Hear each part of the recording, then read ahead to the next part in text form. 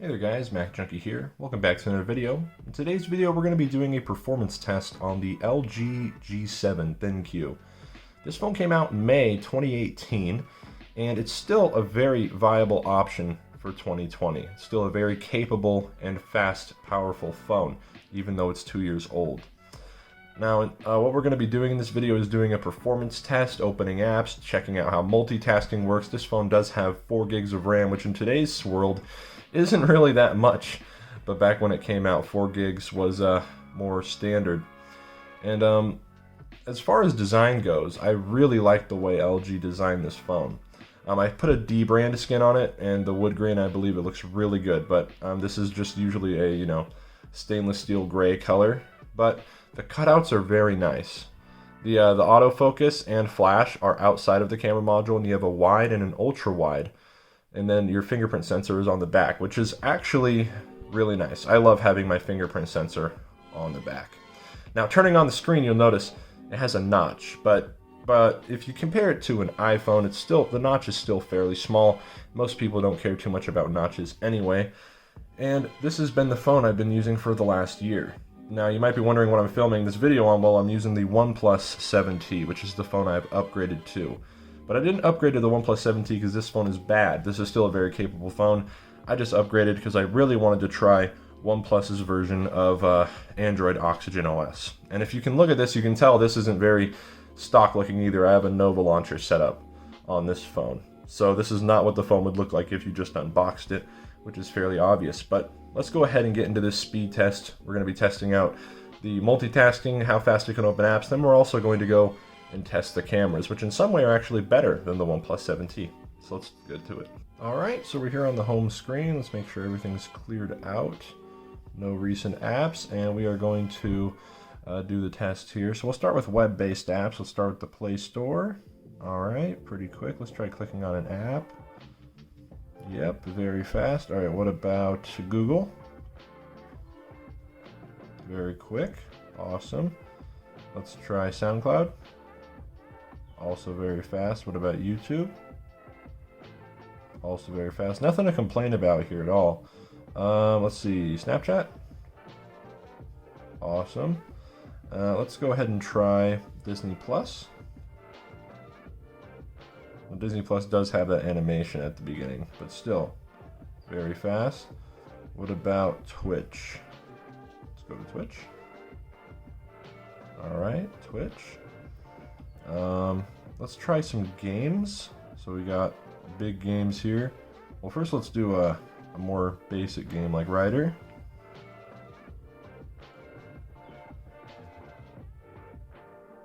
Alright. Once you get rid of the ad, loads up. And the Snapdragon 845 has aged pretty well. I think it's aged a little bit better than the 835. The 835 is really starting to struggle here, but the 845, when it came out, had a lot of really impressive AR capabilities, and it's still a pretty fast chip. So again, not loading these too slowly at all. Let's try Minecraft.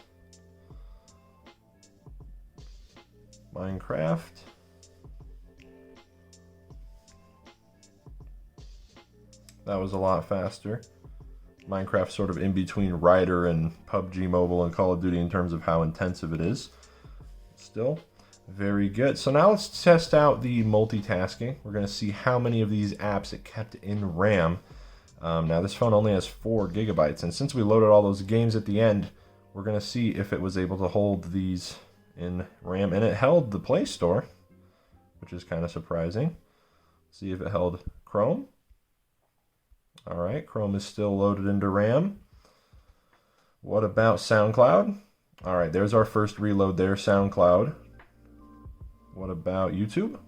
Alright, has to reload YouTube. What about Snapchat? Yep, has to reload Snapchat.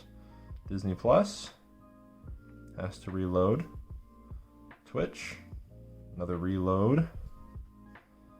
Ryder, kept that one in RAM. So that's impressive. Call of Duty. Kept that one in RAM. What about, oh, I closed one. Oh crap, which one did I close? PUBG Mobile? I closed one of the ones we already checked though. PUBG Mobile is still in RAM, so that's good. What about Minecraft? Last one. Okay, Minecraft has to reload. But it was kind of surprising that it kept the Play Store in at the beginning and then a lot of the other ones reloaded, but it did keep PUBG Mobile and Call of Duty kept in RAM, which is pretty surprising for only having 4 gigs. So now what we're going to do is we're just going to go ahead and swap over to this phone, and what we are going to do is we're going to see how the cameras perform. So we're going to do a video test, photo test, all the fun stuff. So let's swap over to this phone. All right, so right now we are on the LG G7, filming 4K 60 FPS on the main lens. It also supports this on the wide angle lens, but the wide angle lens does not have any image stabilization. Let's check out PJ here. How you doing, buddy? What's up? What's up, dude? What's up, dude? Autofocus seems to be doing pretty good. One of the issues I had with this phone when I first got it was the autofocus, but an update came out that fixed that. So it's focusing right on PJ for us. Also, with a lot of Android phones, you can turn the flashlight on while you're recording, so we can see more of PJ's beautiful face. He's getting to be kind of old now. He's my old man. And Lola, the little heathen dog, is probably over here. Oh, is it happening? Okay, there it goes. The autofocus came back. So right now I don't even have a sheet on my bed because this freaking dog who's hiding under all this threw up on my bed. What you throwing up on my bed for? You throwing up on my bed, little lady. So yeah, that's them. That's my dogs. Let's go ahead and walk outside and see how it does in some different light situations here.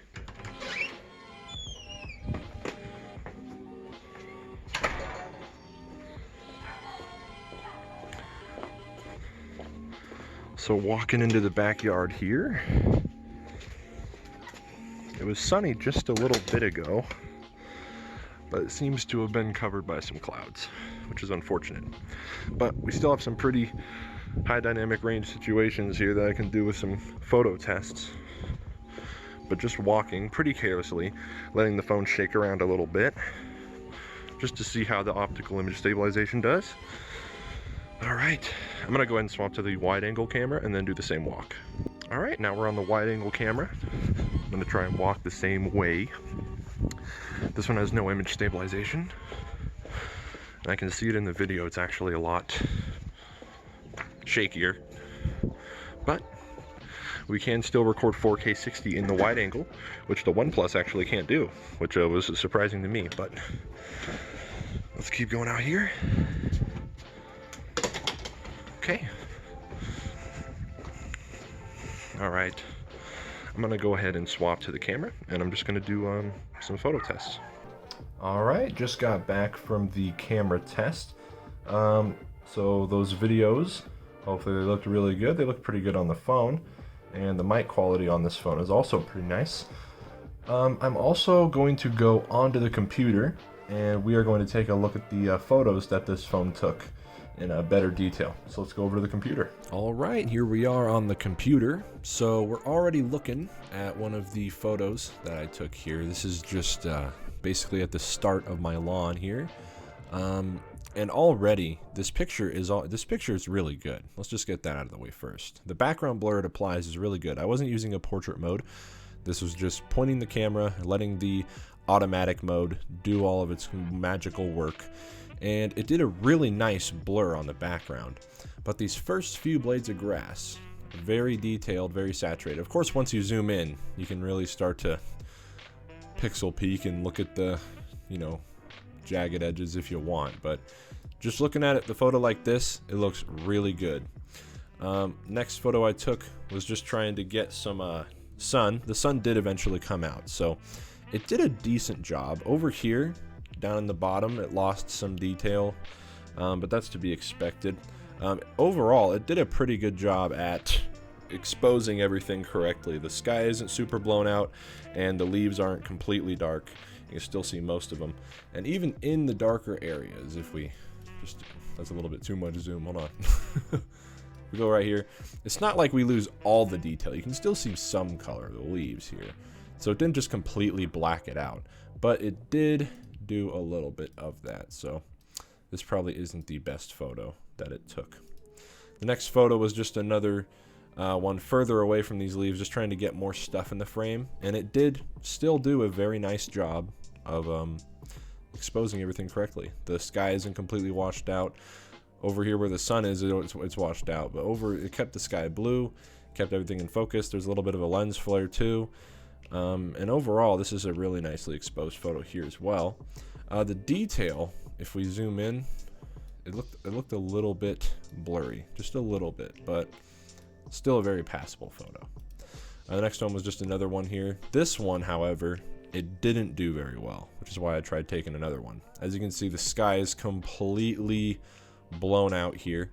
So the auto mode on this photo didn't do too good, or the HDR didn't do too good at fixing this photo up. So this is probably the worst photo on the list. Still not bad though. It did a really good job at exposing this area, but the sky is completely blown out. This is more of a macro shot, close up to a flower like the first one, and it does a really good job of getting detail on the flower, and it blurs the background very well without, using portrait mode, which is really impressive. It looks really good. And then we have a nice picture of this rock formation here, just this little pillar, and you can, if you zoom in, you'll see it focused more on this middle area of the rock, and over here it blurs out the front of it and the back of it. So really good at doing background blur. That's one of the most impressive things to me. Not only that, it seemed to saturate this photo a little bit. The rocks don't actually look this colorful. I don't care though, because it looks a lot better than the rocks do in real life. So overall, this camera is not a downer at all. This camera is awesome, especially for a phone from 2018. And in the videos, the microphone quality on this phone is actually pretty decent too. So if you're worried about a camera, then you really don't have to be. This phone is doing really good here. Alright, so we're back at the table here just to discuss one more thing. And that's the price of this phone as of now in 2020. And the price on this phone is really impressive. $289 for the basic 64 gigabyte version. And honestly, for less than $300, this is an insane deal. I mean, this phone does so many things really well, and it's because it's an old flagship. I mean, of course, LG has their V series. The V40 was the big brother of this phone, but really the only thing the V40 did better was it had an extra camera, and the screen was a little bigger. Other than that, the phones were exactly the same. So flagship phone for $300 that does everything that it does, especially with the camera that this phone has. I really see nothing wrong with trying to get this phone. This phone could easily last another 2 to 3 years and still be fine. LG has confirmed that this phone is going to get the Android 10 update in the third quarter of 2020. One of the problems with LG is that software updates are few and far between on their phones, and they do take a while. So as Android 11 is already coming out, Android 10 is going to come to this phone in a few months. So either way, you're still going to get Android 10, which is nice. Right now it's on Android Pie.